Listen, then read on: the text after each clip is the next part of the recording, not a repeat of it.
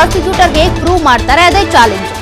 ಎಲ್ಲ ಆರೋಪಿಗಳ ಮೇಲೆ ಚಾರ್ಜ್ ಫ್ರೇಮ್ ಮಾಡಿದಂತ ಜಡ್ಜ್ ದೋಷಾರೋಪದ ದಿನಾಂಕ ನಿಗದಿ ಮಾಡಿದೆ ಕೋರ್ಟ್. 10ನೇ ತಾರೀಕು ಕೇಸ್ ಟ್ರಯಲ್ ಶುರುವಾಗುತ್ತೆ. ಈ ಹೆಂಗೋ ಆರೋಪಿಗಳು ಒಪ್ಕೊಂಡಿಲ್ಲ. ಮುಂದಿನ ಸೋಮವಾರದಿಂದ ಕೊಲೆ ಕೇಸ್ನ ವಿಚಾರಣೆ ಟ್ರಯಲ್ ಶುರುವಾಗುತ್ತೆ. ಎಲ್ಲ ಆರೋಪಿಗಳ ಮೇಲೆ ಚಾರ್ಜ್ ಫ್ರೇಮ್ ಮಾಡಿದಂತ ಜಡ್ಜ್ ದೋಷಾರೋಪ ದಿನಾಂಕವು ಈಗ ನಿಗದಿಯಾಗಿದೆ. 10ನೇ ತಾರೀಕು ಟ್ರಯಲ್ ಶುರುವಾಗುತ್ತೆ. ಕಾರಣ ಎಲ್ಲ ಆರೋಪಿಗಳು ಕೂಡ ತಮ್ಮ ಮೇಲೆ ಇರುವಂತಹ ಆರೋಪಗಳನ್ನ ಆ ದೋಷಾರೋಪವನ್ನ ತಳ್ಳಿ ಹಾಕಿದ್ದಾರೆ ಅಥವಾ ಇದೆಲ್ಲವೂ ಕೂಡ ಸುಳ್ಳು ಅಂತ ನಿರಾಕರಣೆ ಮಾಡಿದ್ದಾರೆ. ಹೀಗಾಗಿ 10ನೇ ತಾರೀಕು ಚಾರ್ಜ್ ಫ್ರೇಮ್ ಟ್ರಯಲ್ ಶುರುವಾಗುತ್ತೆ.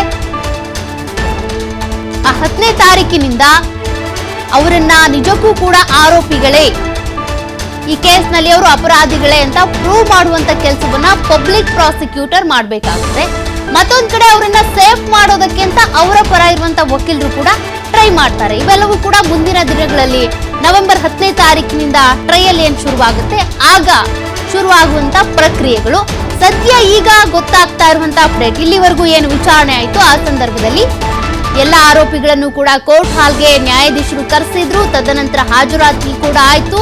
ಆಗ A1 ಪವಿತ್ರ ಗೌಡ ವಿರುದ್ಧ ಇರುವಂತ ಆರೋಪಗಳನ್ನ ಓದ್ ಹೇಳಿದ್ರು. ಇಂತಿಂತ ಆರೋಪಗಳಿದೆ, ಇವೆಲ್ಲವೂ ನಿಜವಾ, ಈ ಆರೋಪಗಳನ್ನ ನೀವು ಒಪ್ತೀರಾ ಅಂತ ಪ್ರತಿಯೊಬ್ಬರಿಗೂ ಕೂಡ ಇದನ್ನ ಕೇಳ್ತಾರೆ. ಪವಿತ್ರ ಗೌಡ ಸೇರಿದಂತೆ ಎಲ್ಲ ಆರೋಪಿಗಳು ಕೂಡ ತಮ್ಮ ವಿರುದ್ಧ ಇರುವಂತಹ ಆರೋಪಗಳನ್ನ ಇಲ್ಲಿ ನಿರಾಕರಣೆ ಮಾಡಿದ್ದಾರೆ. ಇವೆಲ್ಲವೂ ಸುಳ್ಳು ಅಂತೆ. ಹಾಗಾಗಿ ಈಗ 10ನೇ ತಾರೀಕಿನಿಂದ ಟ್ರಯಲ್ ಶುರುವಾಗುತ್ತೆ.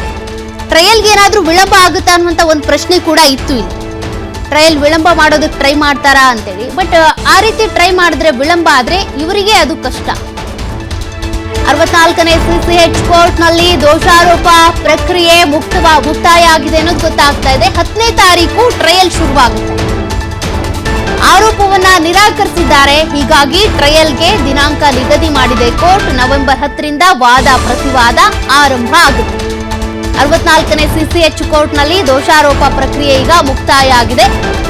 ದೋಷಾರೋಪವನ್ನ ಅವರ ವಿರುದ್ಧ ಇರುವಂತಹ ಆರೋಪಗಳನ್ನ ಈಗ ಹೊರಿಸಿದ್ದಾರೆ. ಇಂತಿಂತ ಆರೋಪಗಳು ಇಂತಿಂತ ಆರೋಪಿಯ ಮೇಲಿದ್ದಾವೆ, ಇಂತಿಂತ ಸೆಕ್ಷನ್ಸ್ ಹಾಕಿದ್ದಾರೆ, ನೀವು ಒಪ್ಕೊಳ್ತೀರಾ, ಚಾರ್ಜ್ ಶೀಟ್ ಅಲ್ಲಿ ಹಿಂಗಿಂಗಿದೆ, ಇಲ್ಲ ಒಪ್ಕೊಳ್ಳಲ್ಲ ಅಂತ ಅವ್ರ ಆರೋಪಿಗಳು ಹೇಳಿದ್ದಾರೆ.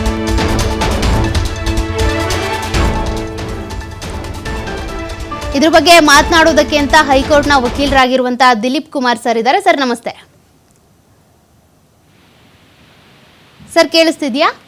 ಕೇಳಿಸ್ತದೆ ಸರ್, ಈಗಾಗಲೇ ದರ್ಶನ್ ಕೇಸ್ಗೆ ಅಥವಾ ರೇಣುಕಾ ಸ್ವಾಮಿ ಕೇಸ್ಗೆ ಸಂಬಂಧಪಟ್ಟಂತೆ ಒಟ್ಟು 17 ಜನ